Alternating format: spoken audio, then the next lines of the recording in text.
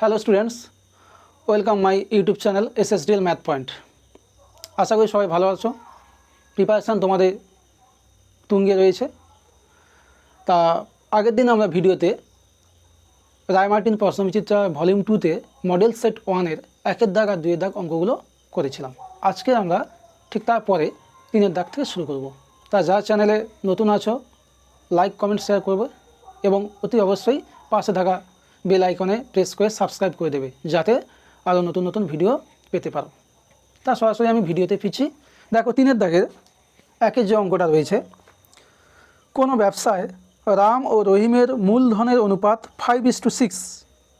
ব্যবসায় 2200 টাকা লাভ হলে রহিমের লভ্যাংশ 1200 টাকা হবে। এই বিবৃতি সত্য কি মিথ্যা তা যাচাই করতে বলেছে। তা প্রথমে আগে লিখে নিই, রাম ও রহিমের মূলধনের অনুপাত কত রয়েছে?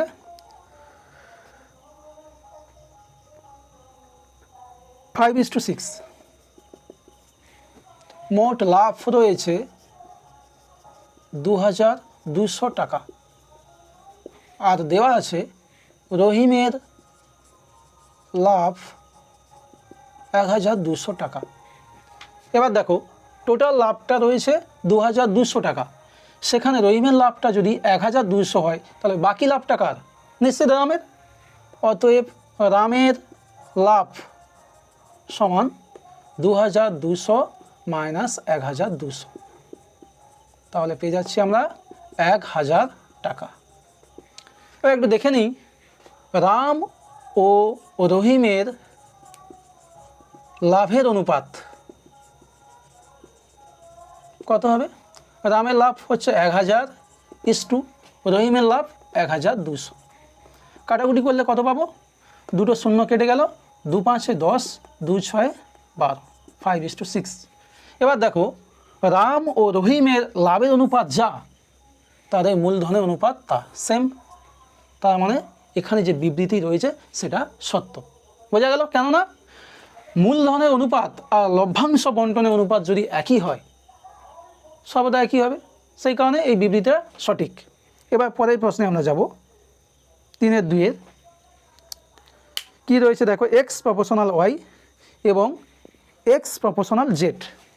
তাহলে একটা সম্পর্ক দেওয়া আছে, সেই সম্পর্কটা সত্য কি মিথ্যা যাচাই করতে হবে। কি রয়েছে? এক্স প্রপোর্শনাল ওয়াই আরও দেওয়া আছে এক্স প্রপোর্শনাল জেড। আমাদের যাচাই করতে হবে Y plus Z proportional 1/x, এটা ট্রু অর ফলস যাচাই করতে হবে। তা প্রথমে দেখে নাও, এক্স প্রপোর্শনাল ওয়াই এটা আমরা ঘুরিয়ে লিখতে পারি তো, যে ওয়াই প্রপোর্শনাল এক্স। আবার একই রকম এক্স প্রপোর্শনাল জেড হলে জেড প্রপোর্শনাল এক্স লিখতে পারি। এবার প্রপোর্শনাল তোলার নিয়মটা কি একটু বলে দিই, যে এ প্রপোর্শনাল বি। নিয়মটা কি? এ সমান প্রপোর্শনাল যখন তুলব সমান চিহ্ন সঙ্গে একটা ধ্রুবক আসবে, সেই ধ্রুবকটা ধরছি আমি কে। কে কি লিখব? কে একটি ভেদ ধ্রুবক। তাহলে একই রকম এখানে আমরা কি পাবো? ওয়াই সমান k1x, জেড সমান k2x, যেখানে k1 ও k2 দুটি ভেদ ধ্রুবক। এখানে k1 k2 কেন নিলাম? যেহেতু দুটো সম্পর্ক আছে, দুটো সম্পর্কের ধ্রুবক দুটো অবশ্যই একই হতে পারে বা আলাদা হতে পারে। তা আমরা একই হবে কিনা তা তো জানি না, তাই আমরা আলাদা ধরে নিলাম। এবার যেটা সম্পর্কের দিকে যাব, ওয়াই প্লাস জেড। ওয়াইয়ের মান পুট করলে k1x, জেডের মান k2x। যদি আমরা এখান থেকে x কমন নিই, k1 প্লাস k2। অতএব ওয়াই প্লাস জেড প্রপোর্শনাল যখন তুলেছিলাম তখন এসেছিল সমান চিহ্ন একটা ধ্রুবক। তাহলে একই রকম যখন আমরা প্রপোর্শনালে ফিরে যাব, সমান চিহ্ন আর কনস্ট্যান্টটাকে তুলে দেব। তাহলে দেখো সমান চিহ্ন আর এখানে ধ্রুবক বা কনস্ট্যান্ট রয়েছে, এটা যদি আমরা তুলে দিই প্রপোর্শনাল চলে আসবে এক্স। দেখো এই যে বিবৃতি রয়েছে এখানে রয়েছে 1/x, তাহলে যে বিবৃতি রয়েছে সেটা সঠিক উত্তর হলো মিথ্যা। পরের অঙ্ক দেখো, 3-এর দাগের অঙ্কটা রয়েছে, আয়তক্ষেত্রের বাহুগুলির বর্গের সমষ্টি কর্ণ দুটির বর্গের সমষ্টি সমান। প্রথমে আমি একটা আয়তক্ষেত্র এঁকে নিলাম, দৈর্ঘ্য প্রস্থ রয়েছে, ধরি দৈর্ঘ্যটা এ, প্রস্থ বি। আয়তক্ষেত্রে কর্ণ দুটো দৈর্ঘ্য সমান, সেক্ষেত্রে আমি একটা কর্ণ অঙ্কন করছি। আচ্ছা, এটা সাপোজ রয়েছে সি। তা দেখতে পাচ্ছি এই যে ত্রিভুজটা উপরে একটা সমকোণী ত্রিভুজ, সমকোণী ত্রিভুজের পিথাগোরাসের উপপাদ্য যদি আমরা প্রয়োগ করি কি পাবো? A square plus b square equal to c square. কেননা এই ত্রিভুজের সব থেকে বড় বাহু হচ্ছে, বড় বাহু দৈর্ঘ্য সি। আচ্ছা, এবার আমি দুদিকে 2 দিয়ে গুণ করব, তাহলে কি পেয়ে যাব? 2a square plus 2b square equal two 2c square. দেখো এই বাহুটা যদি এ হয় এই বাহুটা এ হবে, এই বাহুটা বি হলে এটাও বি হবে। তাহলে বাহুগুলোর বর্গের সমষ্টি, এই বাহুটার বর্গের সমষ্টি এ স্কোয়ার, এটারও এ স্কোয়ার, এটার বি স্কোয়ার, এটার বি স্কোয়ার।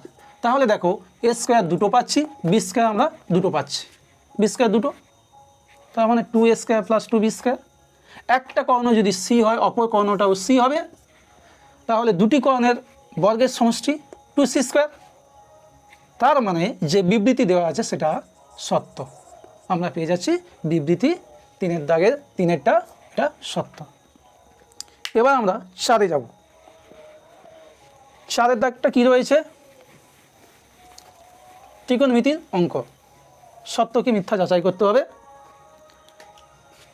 4-এর দাগ রয়েছে sine square 21 degree plus cos square 69 degree, এর সরলতম মান 1 হবে, সেটা সত্য কি মিথ্যা যাচাই করতে হবে। তা প্রথমে দেখো সাইন স্কোয়ার আমি রেখে দিলাম, sine square 21 degree, cos square 69 ডিগ্রিকে লিখতে পারি 90 ডিগ্রি মাইনাস 21, 90 থেকে 21 বাদ গেলে 69। এটা আমার থাকলো sine square 21 degree plus cos 90 minus theta, মানে আমরা কি জানি সাইন থিটা। তাহলে যেহেতু এখানে স্কোয়ার আছে, সাইন স্কোয়ার 21 ডিগ্রি চলে আসলো 2 সাইন স্কোয়ার 21 ডিগ্রি।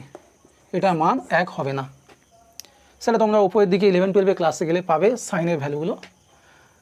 এবার এটা কখন 1 হবে একটু আমি বলে রাখি, এটা তোমাদের একটা হোমওয়ার্ক থাকলো। Sine square 21 degree plus cos না লিখে এটা আমি সাইন দিলাম, এর মানটা কত আসবে নিজে একটু করে নেব, সাইন স্কোয়ার 69 ডিগ্রি। তখন বিবৃতিটা সত্য না মিথ্যা হয় একটু যাচাই করে নিই।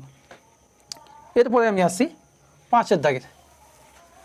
5-এর দাগের অঙ্কটা কি রয়েছে দেখো, একটি অর্ধগোলকের বক্রতলের ক্ষেত্রফল,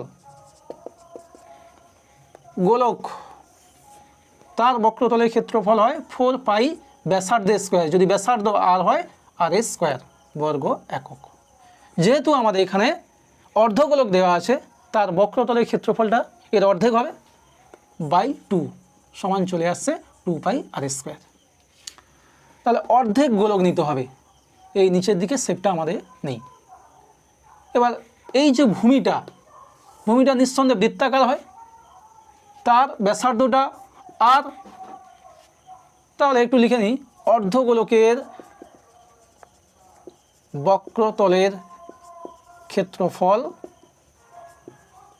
সমান 4 পাই আর স্কোয়ার বাই 2, কেননা অর্ধগোলক হচ্ছে একটা গোলকের অর্ধেক, একটা সম্পূর্ণ গোলকের বক্রতলের ক্ষেত্রফল হয় 4 পাই আর স্কোয়ার, যেহেতু অর্ধগোলক তাই 2 দিয়ে ভাগ করলাম, তাহলে কি চলে আসছে 2 পাই আর স্কোয়ার। এবার ভূমির ক্ষেত্রফলটা দেখো, ভূমি তো একটা বৃত্ত, যার ব্যাসার্ধ আর, তাহলে ভূমির ক্ষেত্রফল কি পেয়ে যাচ্ছি আমরা পাই আর স্কোয়ার বর্গ একক।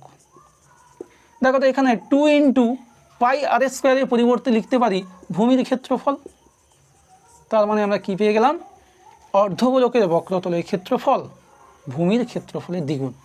তাহলে বিবৃতি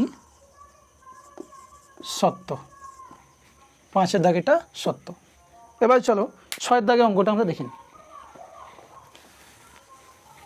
6-এর অঙ্কটা কি রয়েছে, ক্রমযৌগিক পরিসংখ্যা লেখচিত্র থেকে কোনো তথ্যের মধ্যমা নির্ণয় করা যায়, তা সত্য না মিথ্যা? ওজাইবের ক্ষেত্রে তোমরা দেখেছো ছবি আঁকার সময় যে দুটো গ্রাফ হয়, উচ্চ সীমা,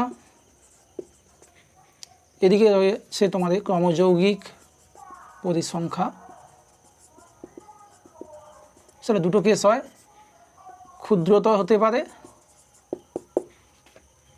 ক্ষুদ্রতর হলে কেমন হবে না, গ্রাফটা সাধারণত এরকম আস্তে আস্তে উপরের দিকে উঠতে থাকে। আবার যদি ক্রমযৌগিক পরিসংখ্যাটা বৃহত্তর হয় তখন গ্রাফটা কেমন হবে, আস্তে আস্তে এরকম হতে থাকে। বিভিন্ন তথ্যের ক্ষেত্রে বিভিন্ন রকম গ্রাফটা হয়।